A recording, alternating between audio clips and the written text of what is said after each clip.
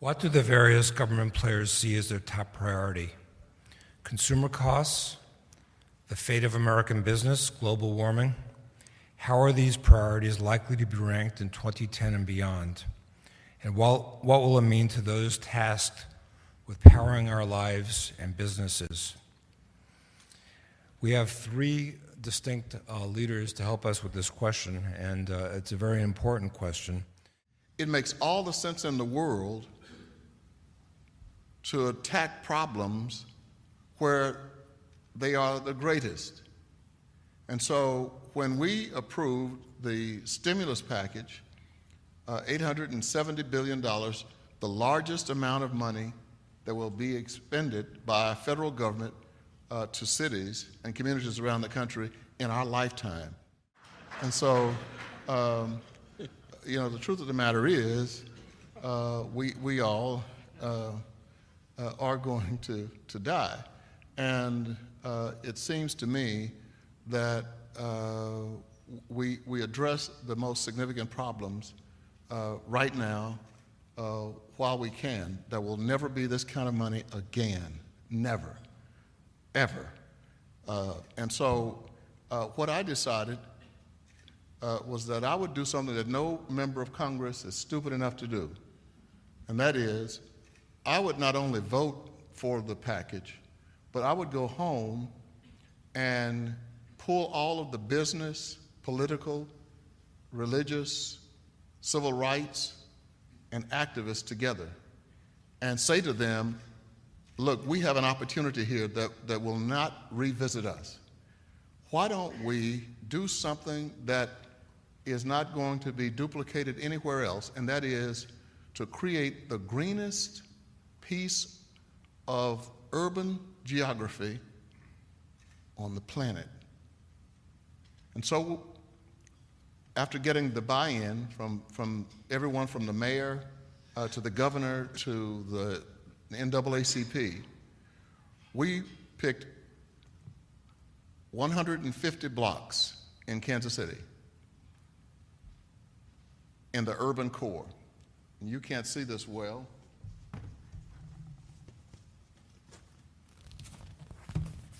But we selected these 150 blocks, and we selected what is one of the most troublesome parts of Kansas City, Missouri. And so we created what we call the Green Impact Zone. And we began to lay out the plan for this Green Impact Zone, and the plan is deep. One, a smart grid. I don't have to tell you, you are knowledgeable about this, but we were able to get the Kansas City Power and Light Company, Great Plains Energy, to apply for a smart grid grant from DOE funds made possible in ERA. And they were able to get some of their partners to join in with them. And so about 2 months ago, we were able to get an announcement of $48 million to build a smart grid in this 150 block area. And then week before last, Ray LaHood, the Secretary of Transportation, came in and announced a $50 million grant, Tiger Grant, which will allow us to do a green bridge over a street called Truce, which has been, unfortunately, the street to separate black and white. So we'll have the smart grid. We got a $26 million grant to build what's called a bus rapid transit line along Truce, which means we beautify it. So we get a green bridge, we get a beautified street along with buses that are energy friendly, and then we do weatherization. We have one problem, and that is I'm trying to get legislation changed because existing legislation prohibits doing weatherization with federal dollars to any house that was weatherized since 1995. And as you know, the technology in 1995 was not nearly what it is today. That we are trying desperately to do something about crime, and we want to use the latest technology available for crime detection. And believe it or not, Washington, D.C. Has a system that we're trying to get into this green impact zone, and it's called a shot spotter. A shot spotter program, which is not inexpensive, will allow the police to be notified within 10 seconds of a gunshot and within 17 feet of where the gun was fired. This equipment would distinguish between a car backfiring and a firecracker and a gunshot. So what we're trying to do is to be able to say to the people who live in the green impact zone who have been afraid to sit on their front porches, you will live in the safest part of the metropolitan area. Let me just say, I don't necessarily need to get into an argument about global warming. I believe that the Earth is warming, but I don't argue with anybody about it. But you cannot possibly believe that a good digestion of CO2s will enhance your health. And so it doesn't matter whether you believe it or not. We do know that the carbon level in our atmosphere is rising. And the other thing that I think is important to understand is that we've got to come up with new technology because the world cannot continue it's not sustainable to the world, certainly not to the United States, to continue to use fossil fuel. So what we have to do is do what happened, do what prevented or stopped the salt wars. For those of you who are history buffs, you know that there used to be salt wars. People fought wars over salt. I mean, it was the system of preserving food. And then somebody came up with ice. And all of a sudden, people didn't want to fight over salt anymore. And I believe that the more we come up with alternative forms of energy, the less we might need to fight over oil, the less we will need oil. And we've got to be, I think, at the top of our game because China is right now in production on almost every form of equipment that we're going to need as an alternative source of energy. And so we can usher in a whole new economy. I've said to Latinos and African Americans, we missed out on the Industrial Revolution at the turn of the 19th to the 20th century. We should not miss out on the green 21st century economic revolution. We will have an opportunity to participate. And so I'm hoping that the Green Impact Zone will not only change the attitudes of people who have suffered the most, but also create opportunities for this new industry to develop. Thank you.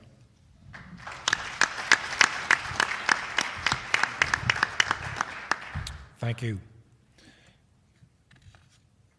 David Cohn is chairman of the board of the Vermont Public Service. One of the joys of my job is I've gotten to know commissioners from around the country, and I met David for the first time in Seattle at a meeting this summer, and I asked him what is the most urgent need that we now faced, and he said there's a need for a national conversation. So I invited him to come talk to us. David?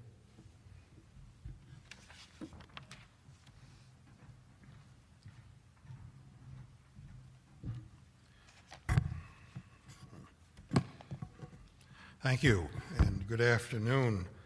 I am David Cohen. I'm not the chair of the Vermont Public Service Board, but you just promoted me. I hope I get a raise as well. But I've been a commissioner on the board for 15 years, which sets some sort of a record in Vermont. And if I live long enough and complete my term of 18 years, I will have served longer than any other commissioner in Vermont. I also have the honor of serving as president of NARUC this year, and I will be speaking to you from both capacities. And I want to thank first Marty for inviting me It's an honor to be here. It's certainly an honor to be on a distinguished panel with the congressman and the state senator. It humbles me. I'd like to give some background about NARUC and our membership. NARUC is a national association representing the state public service commissioners in all 50 states, the District of Columbia, and U.S. territories. Our 220-plus members regulate essential utility services such as electricity, gas, water, telecommunications, and in some cases, transportation. We are responsible for assuring that customers pay fair, just, reasonable, and affordable rates for these services. State policies are not necessarily supporting how the federal government responds to these challenges, but are in fact leading the way. Here's just a little bit of proof. In the Northeast, we've got the first fully functioning cap and trade system in the U.S. to reduce carbon emissions. In Vermont, our energy efficiency utility, Efficiency Vermont, is saving our ratepayers money every day through innovative energy efficiency programs. The Vermont legislature recently passed legislation directing the Public Service Board to develop a multi-utility, multi-technology feed-in tariff program. On the first day, we had applications for almost 200 megawatts of renewable power, and the program cap was 50 megawatts. The program was established in early October, and developers seem to be working hard to construct renewable projects fairly and quickly. And we've already received several siting petitions as a result of the program and expect to see dozens more over the next year. And when I put on my NARUC hat and look across the country, I can point to the Western Climate Initiative, the Eastern Interconnect States Planning Council, renewable portfolio standards in 34 states, ongoing smart grid pilot and demonstration projects, and the list goes on. My point is, states have been in the driver's seat when it comes to setting the nation's energy policy, and with the likelihood of congressional action on climate change unclear, it looks as if it will remain that way for the near term. I will start by noting that the state and federal governments are not in perpetual conflict, as some might think. We are, in fact, working together with FERC, DOE, and EPA on a number of initiatives like energy efficiency, demand response, transmission, and smart grid implementation. The message we took from these conversations was, let's work together. There is too much at stake.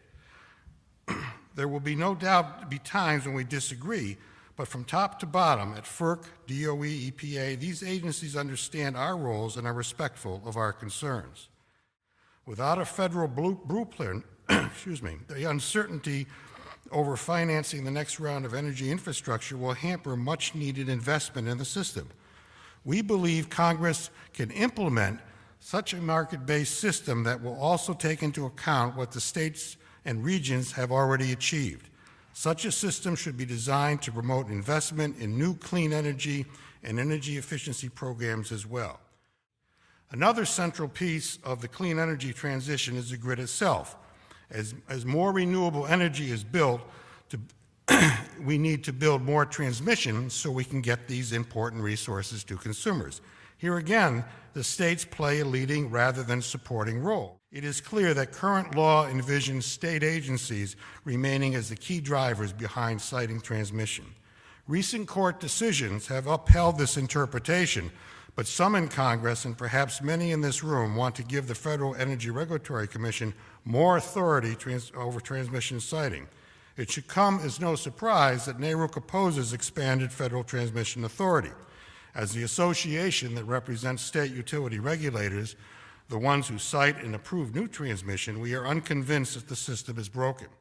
This is a sensitive topic among our membership, as many would tell you that siting transmission is probably one of the hardest aspects of our job.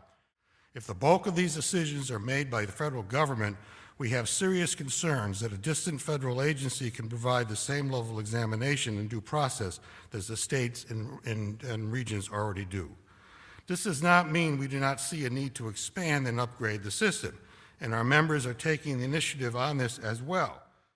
Turning over to the smart grid, I'd like to provide a little insight as to what the states are doing to lead the country's smart grid deployment. The IRS recently released a ruling saying that those grants that go to the private entities or private utility companies are taxable at a 48% rate. And having already had to match a 50%, that becomes a little onerous. And if this is the case, this could cause many state commissions to rethink how they will treat rate recovery of these projects, because these taxes will ultimately be borne by ratepayers. As a result, these granted funded projects are already being delayed, and the longer it takes to resolve this situation, the longer the delays will be. NARUC sent a letter to DOE and the Treasury Department to clarify these grants that are not taxable, and we are waiting for our response. There are numerous elements that must be considered. First and foremost, smart grid must be safe and secure, and we must make sure that consumers benefit and that reliability is improved. One area where the states and federal governments can surely lead and support each other is in protecting consumers. Because we are the closest to the retail consumer, we believe states play the central role in assuring the rates consumers pay for utility services are fair, just, and reasonable. Although we will certainly have our differences, the state and federal governments need to remember that at the end of the day, we are all here to serve the consumer. Thank you, and I look forward to any questions. Harris McDowell has been a state senator since 1976. That's a few years. He's also a board member and founder of the National Coalition of Environmental Legislators. He helped create the Delaware Energy Office, the Delaware Public Advocate, and the first low home income heating assistance program in the country. He played an instrumental role in creating and passing legislation allowing Delaware to participate in the Regional Greenhouse Gas Initiative and Cap and Trade Program. I'd also like to give one of my main points right in the beginning about government, because I think one of the best roles of government is to provide for the innovators in this field, maybe for any field. Government should be a supporter, they should be an allower, an enabler, an incentivizer, and all of those things, and then they should get the hell out of the way and let the innovators innovate.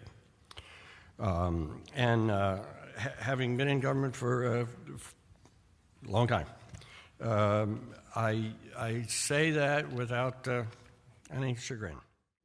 In my opinion, there are fundamental keys for unlocking a sustainable energy future. First, we must develop an energy system that reduces total energy consumption while simultaneously reducing our consumers' bills, energy bills.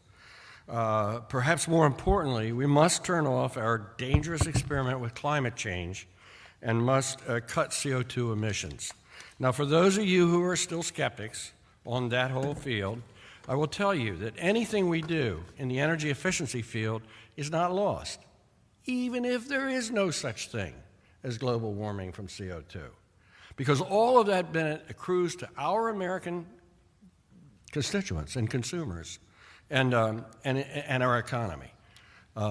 So energy efficiency is indeed our largest single resource in this country, our largest new resource. It's our cleanest, it's our cheapest, it creates more jobs per dollar or $1 million or $1 billion invested than anything else we can do. It's about 4 times the job creation that investing in something conventional like a new manufacturing plant would create. So it behooves us to do these things, it behooves our consumers, and that's how it becomes win-win-win. However, it is important that we ask and insist that Washington, as they unveil their programs, not preempt what the states have already done. In addition to saving consumers nearly $10 billion over 10 years, the Home Store program would cut greenhouse gas emissions by the equivalent of taking 615,000 cars off the road or decommissioning 4 300-megawatt four 300-megawatt power plants. Perhaps most important from the state perspective is that this program would rely on existing state programs to implement, creating a win-win again for the environment and the economy. Although cap and trade seems to be on the back burner for the moment, I would suggest that there's a greater opportunity to craft a market-based mechanism around the deployment of renewable energy technologies rather than emissions trading. As our friends over Europe have demonstrated, they've made remarkable success with integrating renewable energy with their cap and trade program. As many ways, it's languished in that effect.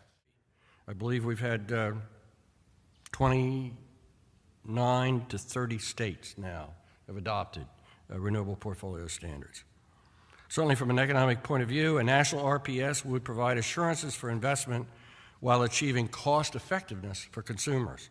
And by the way, I forgot to mention, energy efficiency generally costs 1/3 as much as spending to purchase energy to be consumed.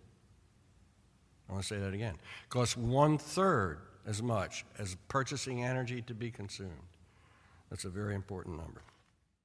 I've worked in this field for a long time, and my experience tells me that we cannot succeed if we allow a fragmented and piecemeal approach.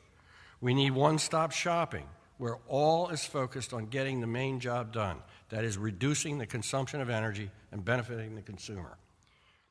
Congressman Cleaver's approach is an approach that I like because it's very hard to, from any individual's perspective, to say we're going to do everything all at once. There's so much that needs to be done. So I think targeting an area of great need in his city, is it your district, and city and district, is a good way to go about it. What they will achieve will provide data and information that can then be transferred to other people to see how it worked, how economically effective it was, and then try to see, would this apply over here? I was just going to agree with the senator. I also was extremely interested in the congressman's description of the targeted neighborhood in Kansas City. Representative Cleaver, there's been some discussion earlier that the government has promised a lot of money for weatherization, and there was a report last week that only about 2% has flowed. Are you at all concerned that this is going to get caught up in red tape? The federal government is woefully slow in administering the weatherization dollars. I think people expect the government to move quickly, and it should.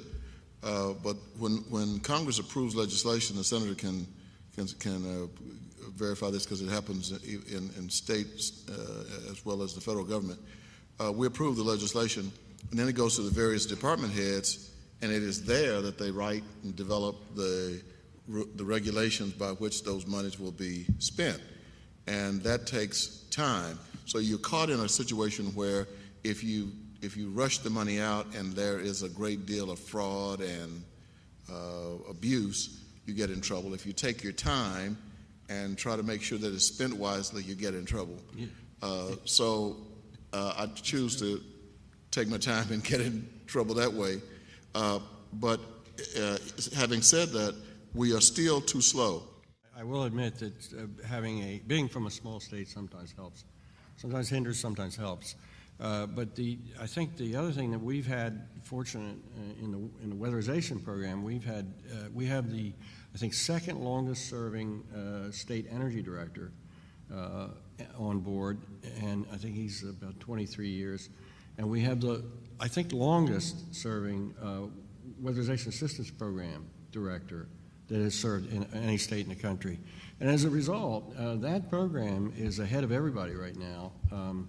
And I think we've gotten about 85 or 90% of the first year program out the door, in the street, on the street working, and created a substantial number of jobs.